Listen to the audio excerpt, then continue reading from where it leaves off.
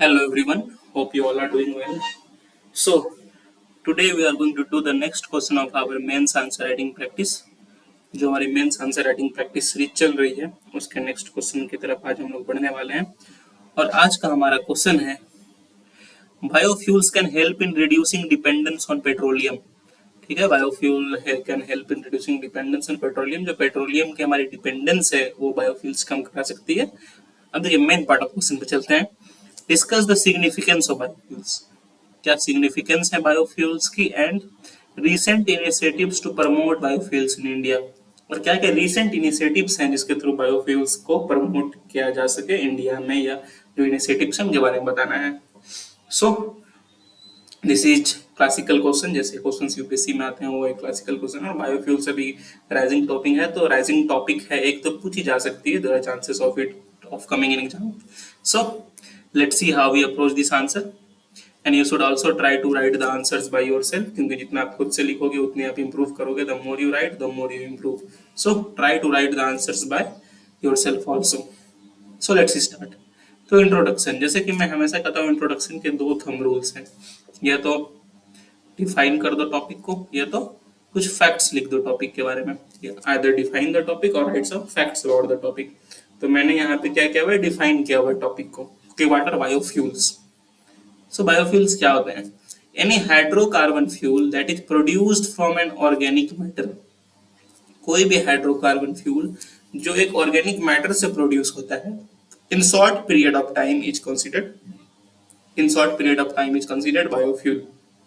एक hydrocarbon fuel जो organic matter, and this organic matter can be living और once living material. Living और once living है, या तो अभी लिविंग हो सकती है या वंस लिविंग, मतलब कभी लिविंग थी पर अभी डेड है, पर वो ऑर्गेनिक मटेरियल है। In short period of time, शायद कुछ महीनों में, कुछ दिन में अगर वो हो जाता है तो उसे हम बायोफ्यूल कहते हैं। और बायोफ्यूल जो है वो नेचर में सॉलिड भी हो सकते हैं, लिक्विड भी हो सकते हैं, और गैसेस भी हो सकते हैं, गैसियस भी हो सकते हैं। तो देखिए, अब सॉलिड बायोफ्यूल्स में क्या कह सकते हैं, कैसे बन सकती है solid biofuels? It can be wood, dried plant material, it can be manure. These are solid biofuels. Liquid biofuels की बात करें तो बायोइथेनॉल हो गया, बायोडीजल हो गया, bioethanol, biodiesel, these are liquid biofuels. और अगर गैसियस बायोफ्यूल की बात करें तो biogas, it is gaseous biofuel. और जो ये बायोफ्यूल है, it can be use to replace और can be use in addition. जो ये बायोफ्यूल है, एक तो पहला ये रिप्लेस भी कर सकता है कन्वेंशनल फ्यूल को, और it can be use in addition with conventional fuel. हमारा कन्वेंशनल फ्यूल है उसके साथ हम ऐड करके भी इसे यूज कर सकते हैं। जैसे अभी आपने काफी न्यूज में सुन रहा होगा, 20% blending of ethanol in petroleum, blending of ethanol in petroleum. तो ये क्या है, जो पेट्रोलियम हमारा कन्वेंशनल फ्यूल है उसमें हम लोग 20% ब्लेंड कर रहे हैं इथेनॉल को, दैट इज एडी ऐड कर रहे हैं इथेनॉल को। So that is how you can also use biofuels. Okay, and it can be use to generate heat and electricity. Biofuels क्या है, हीट और इलेक्ट्रिसिटी को जनरेट में भी यूज हो सकता है। So this was all about biofuels. I hope आपको समझ में आएगा। इंट्रोडक्शन में ये सारी चीजें अगर कुछ भी फैक्ट्स लिख देते हो तो it will be a very good introduction. तो आई होप आपको बायोफ्यूल्स के बारे में सब समझ में आ गया होगा। Now let's move to the body of the question, that is significance. What is the significance of biofuel? सबसे पहले पूछा गया है। The first significance is availability. जो बायोफ्यूल्स हैं वो सबसे पहले तो बायोमास प्रोड्यूस होते हैं, तो दे आर हाईली अवेलेबल। जरूरी नहीं कि पेट्रोलियम के थ्रू फॉसिल फ्यूल से आ रहे हैं कि वो फॉसिल फ्यूल की जब तक क्वांटिटी है तो चली खत्म हो गई, तो पेट्रोलियम उस जगह से खत्म हो गया। बायोफ्यूल्स के साथ ऐसा नहीं है, क्योंकि ये बायोमास से प्रोड्यूस करते हैं तो दे आर रिन्यूएबल। तो ये लोग रिन्यू, ये सब बायोफ्यूल्स रिन्यूएबल हैं, क्योंकि बार बार हम बायोमास को प्रोड्यूस कर सकते हैं और रिन्यू कर सकते हैं। पर पेट्रोलियम एक बार खत्म तो खत्म, वो नॉन रिन्यूएबल है। Secondly, source material. मान के चलो कोई कन्वेंशनल फ्यूल है, कन्वेंशनल ऑयल है, तो उसके काफी लिमिटेड सोर्सेस होते हैं कि उसी जगह से प्रोड्यूस होगी या उसी फॉसिल फ्यूल से निकल रही है। पर जो बायोफ्यूल्स हैं इसके वाइड रेंजेज ऑफ सोर्सेस हैं। बायोफ्यूल्स के क्या है, वाइड सोर्सेस हैं।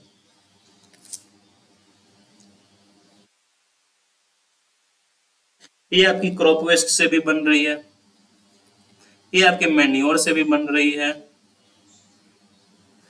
ये आपके अदर बाय प्रोडक्ट से भी और काफी अदर बाय प्रोडक्ट से भी बन रही है। तो इसके काफी लिमिटेड सोर्स नहीं है। और ये देखिए, अगर आप कोई ऑयल के एक सोर्स को देखो और एक बायोफ्यूल्स के सोर्स को देखो, तो बायोफ्यूल का जो सोर्स है वो काफी कॉमन है। सो इसकी जो सोर्स मटेरियल है काफी इजिली अवेलेबल है। thirdly, इन्वायरमेंटल पोल्यूशन, जो इन्वायरमेंट पोल्यूशन है वो बायोफ्यूल से कम होती है। The release of carbon is generally low from biofuels as compare to conventional fuels. जो हमारे कन्वेंशनल फ्यूल है उससे बायोफ्यूल से कम कार्बन निकलते हैं एज कंपेयर। और बायोफ्यूल से देखिए, हम जो म्यूनिसिपल वेस्ट है उसको भी बायोफ्यूल में कन्वर्ट कर सकते हैं। The municipal wastes can also be converted into biofuels। तो जो ये वेस्ट की प्रॉब्लम है वो भी कम होगी। तो it can help in fighting environmental pollution. Next, security.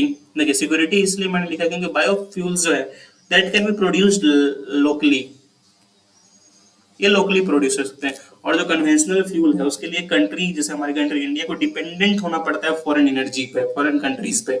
पर जो बायोफ्यूल्स हैं जो लोकली प्रोड्यूस हो सकते हैं, तो हमारी एनर्जी सिक्योरिटी की जो प्रॉब्लम है, एनर्जी सिक्योरिटी जिसमें कि इंडिया हाईली डिपेंडेंट है इन मिडिल ईस्ट कंट्री, जो कंट्रीज है जहाँ से वो फ्यूल लेता है, चाहे वो रसिया हो गई, चाहे वो मिडिल ईस्ट कंट्री जो भी सही हो गई, यूएसए हो गई, जहाँ से वो फ्यूल काफी टाइप्स के फ्यूल लेता है। पर अगर इंडिया बायोफ्यूल्स पे होता है तो ये लोकली प्रोड्यूस कर सकती है और हमारे एनर्जी सिक्योरिटी को ऐड ऑन कर सकती है। It help in economics stimulation. कैसे? क्योंकि देखिए, पहले तो ये लोकली प्रोड्यूस होते हैं, तो जो लोकली प्रोड्यूस होंगे ये, तो जो भी लोकल लेवल पे मैन पावर है जो कि रूरल एरियाज में जो प्रोड्यूस हो रही, तो वहाँ के मैन पावर को, वहाँ के लोगों को एम्प्लॉयमेंट मिलेगा फर्स्ट। सेकेंडली, क्योंकि ये काफी एग्रीकल्चर क्रॉप से प्रोड्यूस होते हैं, तो क्या होता है कि जो अगर वो कैश क्रॉप्स जो है, सच कैश क्रॉप्स जिससे कि बायोफ्यूल्स प्रोड्यूस हो रहे हैं, वो फार्मर्स ग्रो कर सकते हैं और उसके अच्छे इनकम जनरेट कर सकते हैं। तो it can also help in empowerment of farmers, क्योंकि वो कैश क्रॉप जो बायोफ्यूल जिससे बनेंगे वो कैश क्रॉप प्रोड्यूस करके अच्छा इनकम जनरेट कर सकते हैं। तो एग्रीकल्चर डेवलपमेंट में जो फार्मर्स की इनकम है उसमें भी काम हो सकता है, और क्योंकि लोकली प्रोड्यूस हो सकता है तो लोगों को ये एम्प्लॉयमेंट भी दे सकती है। So this was the 5 significance of biofuels, जो मुझे लगा मैंने लिखा। और भी सिग्निफिकेंस हो सकते हैं, मैं चाहूंगा आप उसे कमेंट करके बताएं कि और भी क्या क्या सिग्निफिकेंस आपके हिसाब से आपको लगते हैं बायोफ्यूल्स के होने चाहिए, और अपने आंसर्स में आपको उन्हें लिखने चाहिए। और आप उसे कमेंट करके बताएं, तो कमेंट करने से एक तो हमारे बीच की इन्वॉल्वमेंट बढ़ेगी, मैं देख पाऊंगा कि आप क्या क्या चीजें पॉइंट सोच पा रहे हो, और दूसरी की एक जो आपकी ब्रेन स्ट्रॉमिंग की कैपेबिलिटी, आप जल्दी पॉइंट सोच पाओगे एग्जाम में, वो सारी चीज भी बढ़ेंगी आपकी। So please do comment. अब बढ़ते हैं second part of the question, that is initiatives. क्या क्या इनिशिएटिव्स आई हैं इंडिया में बायोफ्यूल के ग्रोथ के लिए या फॉर प्रोमोट बायोफ्यूल्स। तो सबसे जो है कुछ इनिशिएटिव्स डिपार्टमेंट ऑफ बायोटेक्नोलॉजी के द्वारा है। डिपार्टमेंट ऑफ बायोटेक्नोलॉजी किस मिनिस्ट्री के अंदर आता है? Ministry of science and technology. Ministry of science and technology के अंदर डिपार्टमेंट ऑफ बायोटेक्नोलॉजी आता है। तो डिपार्टमेंट ऑफ बायोटेक्नोलॉजी ने सक्सेसफुली जो सेकेंड जनरेशन इथेनॉल है उसे डेवलप किया है, और इस सेकेंड जनरेशन इथेनॉल की जो जनरेट किया है, इसके ट्रांसफर की, इसकी टेक्नोलॉजी को भी ट्रांसफर किया है। Transfer of technology to commercial companies. जो भी कमर्शियल कंपनीज हैं, कमर्शियल कंपनीज को भी ये 2G एथेनॉल कैसे बनता है, सेकेंड जनरेशन इथेनॉल, उसको ट्रांसफर किया टेक्नोलॉजी को, ताकि वो कंपनीज भी सेकेंड जनरेशन इथेनॉल बना सके। Department of biotechnology has also developed indigenous cellulolytic enzyme. जो इंडिजिनियस सेल्यूलाइटिक एंजाइम है, जो कि प्रोडक्शन ऑफ बायोफ्यूल्स में काफी हेल्पफुल है, उसे भी इसने डेवलप किया हुआ है। इन्होंने डेमो जो algal micro algal based waste treatment technology उसे भी डेमोन्स्ट्रेट किया है। इट आल्सो डेमोन्स्ट्रेटेड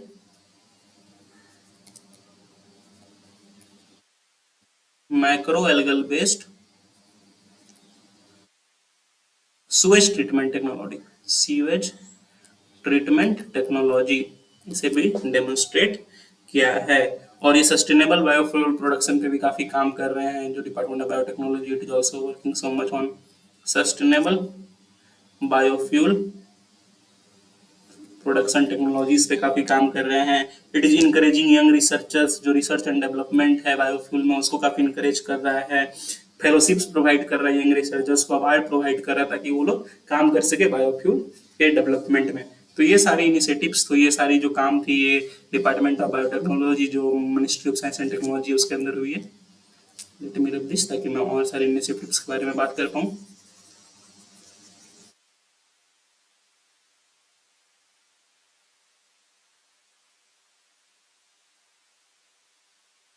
सेकेंडली बढ़ते हैं प्रधानमंत्री जीवन योजना।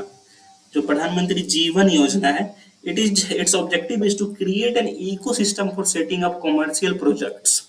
जो भी कमर्शियल प्रोजेक्ट्स हैं जो कि 2G इथेनॉल रिसर्च एंड, ये मेनली फोकस करता है रिसर्च कमर्शियल प्रोजेक्ट्स पे और research and development of 2G ethanol, second generation ethanol है उसके थ्रू जो भी कमर्शियल प्रोजेक्ट्स हैं उस पे काम करता है रिसर्च एंड डेवलपमेंट पे। इसकी ऑब्जेक्टिव यही है प्रधानमंत्री जीवन योजना को। थर्ड, इथेनॉल ब्लेंडिंग पे गवर्नमेंट काफी काम कर रही है। जो 2000 हमारा जो टारगेट है वो है 20% इथेनॉल ब्लेंडिंग का था by 2020, 20% ethanol blending in petroleum by 2030, और उस पर हम अच्छे से जा रहे हैं टू आई थिंक 2025-26 तक ये टारगेट हम रीच कर सकते हैं। हम अहेड मूव कर रहे हैं अपने इस टारगेट से, और 2025-26 तक ये हम 20% एथेनॉल ब्लेंड कर सकते हैं पेट्रोलियम में। तो अगर ऐसे होती है इथेनॉल ब्लेंडिंग होती है तो हमारी जो बायोफ्यूल्स की प्रोडक्शन है वो भी कंट्री में बढ़ेगी। और ये तो 20% इथेनॉल ब्लेंडिंग और 5% बायोडीजल प्रोडक्शन भी, बायोडीजल ब्लेंडिंग भी करना है हमें। 5% बायोडीजल ब्लेंडिंग बाय 2030, इस पे भी मुझे काम कर रहे हैं। सो इथेनॉल ब्लेंडिंग यूनिवर्सिटी पे it is helping in enhancing the biofuel production. Next हमारी गोवर्धन स्कीम है। दैट इज गोबर का यहाँ पे क्या मतलब है, दिस गोबर का मतलब है galvanising organic bio agro, galvanising organic bio agro resource, ठीक है, इसका ये फुल फॉर्म है। और ये स्कीम जो आई थी 2018 में आई थी, और जो प्रधानमंत्री जीवन योजना है 2019 में आई थी। इन 2019 और गोवर्धन स्कीम कैम इन 2018। तो इसका फोकस क्या है कि जो कैटल डंग है, ये सॉलिड वेस्ट हैं फार्म्स पे,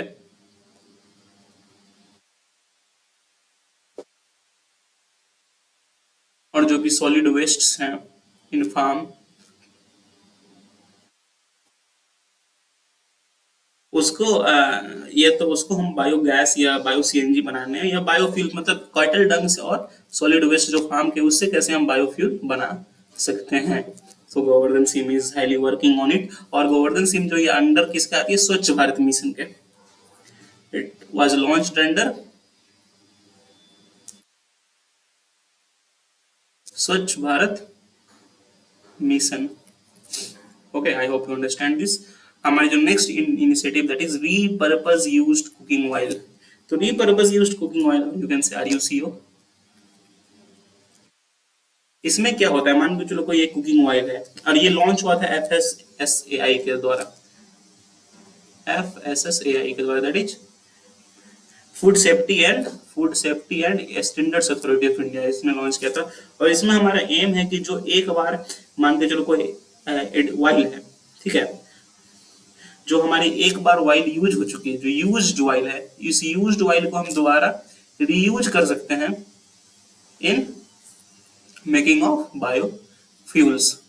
सो इसमें जो यूज्ड ऑयल है उसकी भी वेस्टेज ताकि ना हो। So this was repurpose of used cooking oil. तो ये 5 जो इनिशिएटिव्स जो मैंने लिखे, और भी कोई इनिशिएटिव्स हो जो आपको याद करिए, ये था पर सर ने नहीं बताया, तो you can comment me that. So अब बढ़ते हैं हम लोग कंक्लूजन पे। जैसे कि मैं हमेशा कहता हूँ, अगर आपकी बॉडी अच्छी है तो try to conclude in a simple positive sentence, जैसे कि मैंने यहाँ पे किया हुआ है। Promotion and use of biofuels in transportation in countries like India will help in reducing crude oil import bill। जो हम इंपोर्ट करते हैं इतना ज्यादा एनर्जी, क्योंकि एनर्जी सिक्योरिटी की प्रॉब्लम है हमारे कंट्री में, इतना ज्यादा इंपोर्ट करते हैं क्रूड ऑयल। अगर बायोफ्यूल्स का प्रमोशन होता है तो शायद वो क्रूड ऑयल का इंपोर्ट कम हो और क्रूड ऑयल इंपोर्ट बिल भी कम हो। And it can also help in rural and agriculture development. Rural क्योंकि लोकली बायोफ्यूल हो सकता है तो एम्प्लॉयमेंट मिलेगी, जो लोकल पीपल है उन्हें रूरल एरियाज में। एग्रीकल्चर डेवलपमेंट होगा, जो फार्मर्स हैं वो बायोफ्यूल्स के लिए जो कैश क्रॉप्स हैं उनको प्रोड्यूस करेंगे और उससे वो अच्छी इनकम उन्हें मिलेगी और उनके भी एम्पावरमेंट होगी। So this is how you can conclude. So that is all for today. Please do like, please do share, please do subscribe. काफ़ी मेहनत लगती है ऐसे वीडियोस को रेगुलर बेसिस पे आप सबके लिए बनाने में, और अगर आप लाइक शेयर सब्सक्राइब करते हैं तो काफ़ी मोटिवेशन मिलता है हमें कि हम डेली बेसिस पे ऐसे वीडियोस आप सबके लिए बना पाए।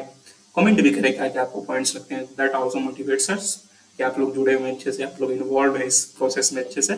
सो that is all for today, have a nice day, thank you.